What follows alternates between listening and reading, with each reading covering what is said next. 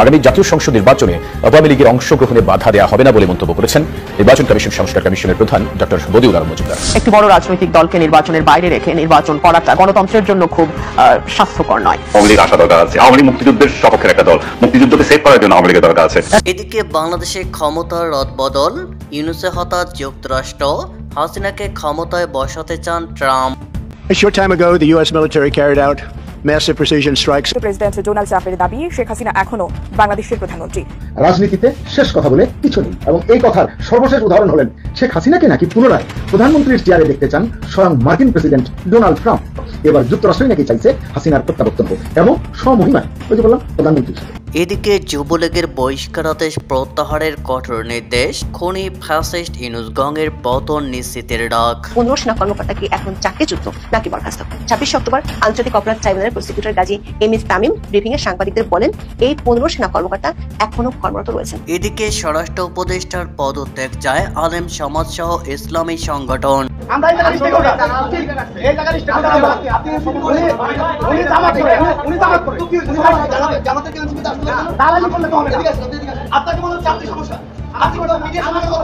এদিকে এনসিপি সভায় উত্তেজনা, তর্কে জড়ালেন সার্জিস আলম।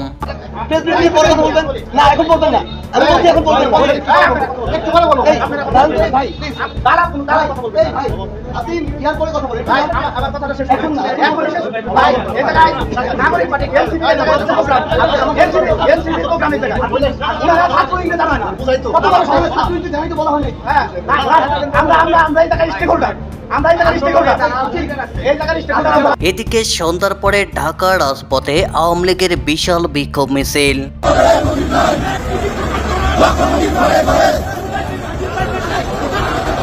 এদিকে কাপনের কাপন বেঁধে রাস্তায় নামলো আওয়ামী লীগ। ইনশাআল্লাহ খুব শীঘ্রই ভালো কিছু হবে। জয় বাংলা, জয় বঙ্গবন্ধু।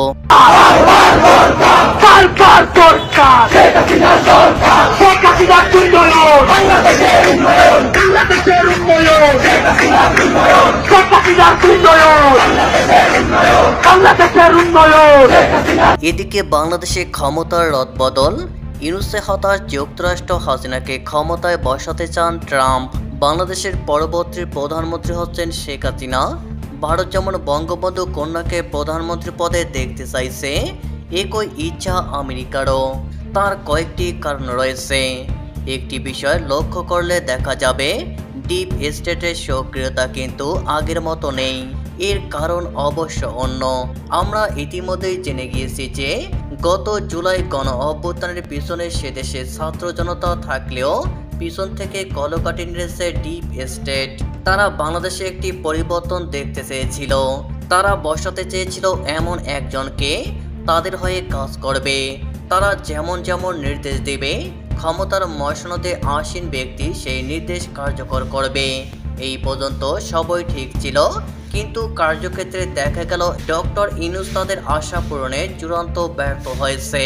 বাংলাদেশের আর্থিক অবস্থা তলানিতে গিয়ে ঠেকেছে। আন্তর্জাতিক অর্থ ভান্ডার বাংলাদেশের জন্য বরাদ্দ অর্থ কমিয়ে দেয়, এখন পুরোপুরি বন্ধ। তাদের তরফ থেকে বলা হয়েছে নতুন যে সরকার ক্ষমতায় আসীন হবেন সেই সরকারের সঙ্গে তারা ঋণ নীতি নিয়ে আলোচনা করবে। এই বার্তা থেকে একটি বিষয় স্পষ্ট যে তারা আর ইউনূসকে ক্ষমতায় দেখতে চাইছে না। সম্প্রতি জাতিসংঘের মানবাধিকার সংগঠনের তরফ থেকে ইউনূস সরকারকে একটি চিঠি পাঠানো হয়। সেই চিঠিতে খুব স্পষ্টভাবে বলা হয়েছে, তিনটি বিষয়ে কথা বলা হয়েছে। প্রথম বিষয়, ইচ্ছা করলে সরকার যাকে তাকে ধরে জেলে ঢুকিয়ে দিতে পারবে না। যে অভিযোগে তাদের গ্রেপ্তার করা হয়েছে সেই অভিযোগের সপক্ষে প্রমাণ পেশ করতে হবে। প্রমাণ পেশ করতে ব্যর্থ হলে তাদের ছেড়ে দিতে হবে। আওয়ামী লীগের বিরুদ্ধে সন্ত্রাস দমন আইনে নিষিদ্ধ ঘোষণার নির্দেশিকা প্রত্যাহার করে নিতে হবে। তদারকি সরকার রাজনৈতিক দলগুলিকে নিষিদ্ধ ঘোষণার প্রক্রিয়া থেকে বিরত থাকুক। দরকার একটি বহুত্ববাদী গণতন্ত্রের প্রতিষ্ঠা।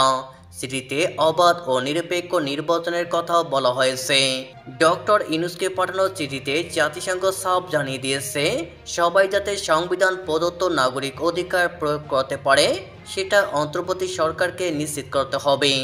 বাংলাদেশের সুশীল সমাজ বলছে, আওয়ামী লীগ এবং হাসিনাকে বাদ দিয়ে কোনো নির্বাচন হলে ভারত সহ আন্তর্জাতিক মহল তাকে স্বীকৃতি দেবে না। ফলে ইউনূস ও তার সরকার বেশ চাপে রয়েছে। হাসিনার দলকে নিষিদ্ধ ঘোষণা করে তিনি যে মারাত্মক ভুল করেছেন সেটা এখন বেশ ভালোই বুঝতে পারছেন। সম্প্রতি তাকে একটি সাক্ষাৎকারে বলতে শোনা যায় যে আওয়ামী লীগকে নিষিদ্ধ করেছে কমিশন, এই ব্যাপারে চূড়ান্ত সিদ্ধান্ত কমিশনকেই নিতে হবে। সঙ্গে তিনি এটাও বলেন কমিশন হয়তো আওয়ামী লীগের ওপর থেকে নিষেধাজ্ঞা প্রত্যাহার করে নেবে। অনেকে বলছে আওয়ামী লীগের ওপর থেকে নিষেধাজ্ঞা প্রত্যাহারের জন্য ইউনূস সরকারকে বিজ্ঞপ্তি জারি করতে হবে, কারণ এর সঙ্গে তার সেফ এক্সিটের বিষয়টি জড়িয়ে রয়েছে।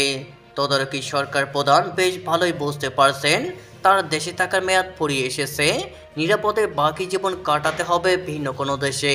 সম্প্রতি তিনি প্যারিস ঘুরে আসেন, সেখানে তিনি একটি জমিও দেখে এসেছেন। অনেকে এখন খোঁচা দিয়ে বলেছেন প্যারিস থেকে এসেছিলেন, এবার সেই প্যারিসেই তাকে ফিরে যেতে হবে। এদিকে বহিষ্কারাদেশ প্রত্যাহার, খুনি ফ্যাসিস্ট ইউনূস গংয়ের পতন নিশ্চিতের নির্দেশ। বাংলাদেশ আওয়ামী যুবলীগ সংগঠনের শৃঙ্খলা বজায় রাখার এবং রাজনৈতিক আন্দোলনকে জোরদার করার লক্ষ্যে পূর্বে সাময়িক বা স্থায়ীভাবে বহিষ্কৃত নেতা কর্মীদের প্রতি সাধারণ ক্ষমা প্রদর্শন করেছে এবং তাদের বহিষ্কারাদেশ প্রত্যাহার করে নিয়েছে। তবে এই সাধারণ ক্ষমা শর্ত সাপেক্ষ। একই সঙ্গে সংগঠনের শীর্ষ নেতৃত্ব সকল নেতা কর্মীকে ঐক্যবদ্ধ হয়ে খুন, নৃশংসতা, কারাবন্দীকরণ ও নির্যাতনের প্রতিবাদ জানিয়ে চলমান অন্তর্বর্তীকালীন সরকার ডক্টর মোহাম্মদ ইউনূসের পতন আন্দোলন ও গণতন্ত্র উদ্ধারের লক্ষ্যে ঝাঁপিয়ে পড়ার কঠোর নির্দেশনা দিয়েছে। এদিকে স্বরাষ্ট্র উপদেষ্টার পদত্যাগ চায় আলেম সমাজ সহ ইসলামী সংগঠন। রাজধানী সহ দেশের বিভিন্ন সামাজিক মহলে তীব্র আলোচনার কেন্দ্রবিন্দুতে উঠে এসেছে স্বরাষ্ট্র উপদেষ্টা জাহাঙ্গীর আলম চৌধুরীর আচরণ। অভিযোগ রয়েছে রাতের বেলায় তার মদ্যপান বেড়ে যায় এবং প্রায় পুলিশের নারী সদস্যদের সঙ্গে অনৈতিক সম্পর্ক রাখেন। সমাজ এবং আলেম সমাজের কাছে এই আচরণ অত্যন্ত দুঃখজনক ও অসম্মানজনক। চরমনাই সহ কয়েকটি ইসলামী সংগঠন এই আচরণকে চরিত্রহীন ও অগ্রহণযোগ্য হিসাবে অভিহিত করে স্বরাষ্ট্র উপদেষ্টার পদত্যাগের দাবি তুলছে। প্রধান উপদেষ্টা ডক্টর মোহাম্মদ ইউনূস তার স্বরাষ্ট্র উপদেষ্টার মতখোর এই ধরনের আলোচনা সোশ্যাল মিডিয়ায়। একজন স্বরাষ্ট্র উপদেষ্টার ব্যক্তিগত নৈতিকতা ও আচরণ তার পদমর্যাদা রক্ষায় অপরিহার্য।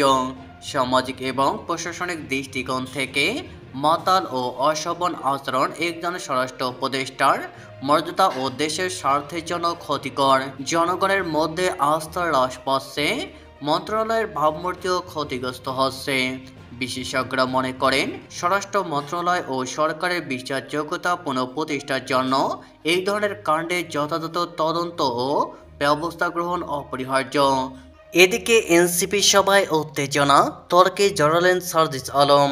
মানিকগঞ্জে জাতীয় নাগরিক পার্টির সাংগঠনিক সমন্বয়ক সভা শেষে প্রেস কনফারেন্স শুরুর আগ মুহূর্তে তর্কে জড়িয়ে পড়েন দলটির মুখ্য সংগঠন সার্জিস আলম ও বৈষম্যবিরোধী ছাত্র আন্দোলনের সাবেক আহ্বায়ক ওমর ফারুক। সোমবার 27 অক্টোবর সন্ধ্যা শহরে সিটি ড্রিম কনভেনশন সেন্টারে অনুষ্ঠিত ওই সভা শেষে এ ঘটনা ঘটে। সভা শেষে মঞ্চে থাকা জেলার এনসিপি নেতাদের উদ্দেশ্যে ওমর ফারুক বলেন, এরা দালাল, এরা ছাত্রলীগ ও জামায়াতের সঙ্গে জড়িত। এতে সবাই তীব্র আলোচনা দেখা দেয়। ধমকেশ্বরে ওমর ফারুক আরও বলেন, এনসিপির প্রোগ্রামে ছাত্রলীগের ক্যাডাররা, আমরা এই জায়গার স্টক হোল্ডার, উনি জামায়াতের লোক। এই সময় সার্জিস আলম তাকে শান্ত থাকার আহ্বান জানিয়ে বলেন প্রেস কনফারেন্স শেষে এ বিষয়ে কথা বলবেন। কিন্তু ওমর ফারুক পুনরায় মন্তব্য করলে সার্জিস আলম চেয়ার ছেড়ে উঠে তার সঙ্গে তর্কে জড়িয়ে পড়েন। সার্জিস আলম বলেন, জামায়াতের কেউ এনসিপিতে আসতে পারে না, আপনি এদিকে আসেন, আপনার কি সমস্যা? মিডিয়ার সামনে এইসব কথা বলা ঠিক নয়। পরে পরিস্থিতি স্বাভাবিক হলে সার্জিস আলম সাংবাদিকদের উদ্দেশ্যে বলেন, কোনো দলের সঙ্গে নির্বাচনী জোটের বিষয়ে এনসিপি এখনও কোনো সিদ্ধান্ত নেয়নি। তবে যারা জুলাই সনদের প্রতিটি সংস্কার বাস্তবায়নে এবং জুলাই শহীদ পরিবারের নিরাপত্তা নিশ্চিত করতে কাজ করবে, প্রয়োজনে তাদের সঙ্গে জোট গঠন করা যেতে পারে।